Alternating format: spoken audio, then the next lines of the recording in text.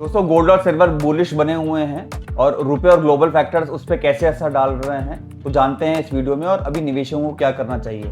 India में gold और silver की कीमतों में तेजी देखी गई है। इसकी वजह ग्लोबल मार्केट में मजबूती का ट्रेंड होना, जिसमें वीक यूएस डॉलर्स और फेडरल रिजर्व की इंटरेस्ट रेट्स को लेकर बदलती उम्मीदों ने प्रेशियस मेटल्स की डिमांड को सपोर्ट किया है। मल्टी कमोडिटी एक्सचेंज एमसीएक्स पर अक्टूबर डिलीवरी के लिए गोल्ड के भाव लगभग 1,55,000 रुपये प्रति 10 ग्राम हो गए हैं और सितंबर डिलीवरी के लिए सिल्वर के जो प्राइसेस हैं वो अप्रॉक्सीमेटली 2,38,000 पर केजी हो गए हैं। तो ये कीमतें क्यों बढ़ रही हैं? इसका एक मेन रीजन है अमेरिकी मॉनेटरी पॉलिसी को लेकर चेंजिंग आउटलुक। हाल ही में अमेरिका में इन्फ्लेशन, एम्प्लॉयमेंट और कंज्यूमर एक्टिविटी के जो इकोनॉमिक इंडिकेटर्स हैं वो वीक रहे हैं, जिससे फेडरल रिजर्व द्वारा और सख्ती बरतने की उम्मीदें कम हो गई हैं। इसका असर अमेरिकी डॉलर पर पड़ा है और गोल्ड को इससे सपोर्ट मिला है। तो आमतौर पे होता क्या है कि डॉलर के कमज़ोर होने से गोल्ड को फ़ायदा होता है, क्योंकि दूसरी करेंसी रखने वालों के लिए ये प्रेशियस मेटल्स सस्ते हो जाते हैं। लो इंटरेस्ट रेट्स की एक्सपेक्टेशन भी गोल्ड को सपोर्ट दे सकती हैं, क्योंकि गोल्ड जैसी असेट को रखने की जो अपॉर्चुनिटी कॉस्ट होती है वो कम हो जाती है, जिससे कोई रेगुलर इनकम नहीं होती है। ये एक मेन कारण है। इंडिया के लिए खास वजह क्या है इस प्राइस इंक्रीज का गोल्ड और सिल्वर में? डोमेस्टिक प्राइसेस करेंसी में होने वाले अप डाउन मूवमेंट को भी दिखाती हैं कि करेंसी में फ्लक्चुएशन है, करेंसी काफ़ी अप डाउन हो रही है। आज इनिशियल ट्रेडिंग में भी रुपए कमज़ोर होकर लगभग 95 रुपीज़ 59 पैसे पर डॉलर पे आ गया था। रुपया कमज़ोर होने से गोल्ड और सिल्वर जैसी जो इंटरनेशनल कीमतों वाली कमोडिटीज़ हैं उनकी जो लैंडेड कॉस्ट है वो बढ़ सकती हैं, जिससे डोमेस्टिक प्राइसेस को और सपोर्ट मिलता है। क्रूड ऑयल की ऊंची प्राइसेस पर भी रुपए का प्रेशर बना रहा है।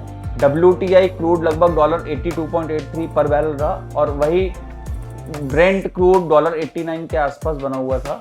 तो डॉलर के कमज़ोर होने और इकोनॉमिक इंडिकेटर्स कमज़ोर रहने से फेड द्वारा जल्द ही ब्याज दरें बढ़ाने की उम्मीदें कम हो गई हैं, जिससे गोल्ड और सिल्वर की कीमतों में बढ़ोतरी हुई। यूएस ईरान पीस टॉक्स के रुकने और हॉर्मुज़ का जो टैंकरों की आवाजाही हो रही थी कम होने से वहाँ पे ऑयल की सप्लाई में भी रुकावट आई है, तो वो भी एक इम्पॉर्टेंट कंसर्न है। यूएस ईरान पीस टॉक्स में कोई प्रोग्रेस न होने और क्रूड ऑयल की सप्लाई को लेकर चिंताओं ने भी इन्वेस्टर्स को अलर्ट कर दिया है।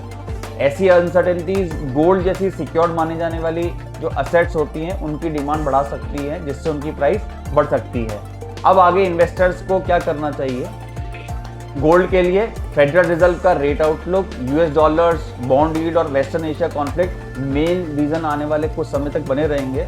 अगर फेड का रुख नरम यानी डोविश होता है तो प्राइसेस को सपोर्ट मिल सकता है, जबकि महंगाई का नया झटका या सख्त हॉकिश पॉलिसी रुख बुलियन पर प्रेशर डाल सकता है।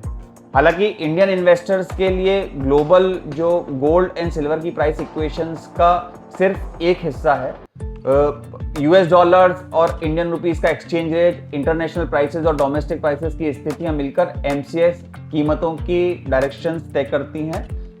एक्सपेक्ट बुलियन एंड रिफाइनरी के सीईओ दर्शन देसाई ने कहा है कि कमजोर अमेरिकी डॉलर दरों को लेकर बदलती उम्मीदों और सुरक्षा निवेश सेफ हेवन के तौर पर लगातार बनी मांग के कारण गोल्ड और सिल्वर की कीमतें नए हफ्ते में मजबूती के साथ आगे बढ़ रही हैं। हालांकि एनालिस्ट प्राइसेस में डायरेक्ट बढ़ोतरी की उम्मीद नहीं कर रहे हैं। हालिया बढ़त में ही गोल्ड और सिल्वर की कीमतों में कुछ कंसोलिडेशन या प्रॉफिट बुकिंग देखने को मिल सकती है। तो वीडियो अच्छा लगा हो तो लाइक कीजिए और चैनल को अभी तक सब्सक्राइब नहीं किया है तो सब्सक्राइब कर लीजिए, बिकॉज इसी तरीके की जानकारी लेकर के मैं आपके लिए वीडियो बनाता रहता हूँ। मिलते हैं नेक्स्ट वीडियो में।